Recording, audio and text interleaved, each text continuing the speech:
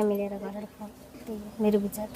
फेरि बीचमा आएर हेला राजकुमार अब त्यो त यस्तो हुन्छ तपाई होला नि त यहाँ सुन्नु यहाँ त्यो त अहिले छलफल पछि तपाईको कुरा ठीक छ त्यो गर्न फेरि यस्तो नि त अब तपाई यत्रो मिडियासम्म आइसकेपछि तपाईले अहिले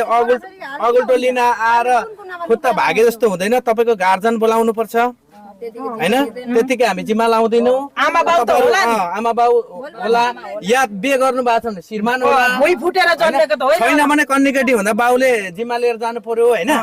तपाईको अब त्यो सम्पर्क नम्बर दिनु हामी गर्छौं हैन मामाको घर हिँड्नु डाइरेक्ट गाडी चलाउनु तपाईहरु तपाईहरुको इच्छा हो हैन मामाको घर लैदिनु मामाको घर लैदिनु हाम्रो इच्छा त हाम्रो इच्छा सिधै हो चेतानी यत्रो दुःख र यति कष्ट र यति पीडा त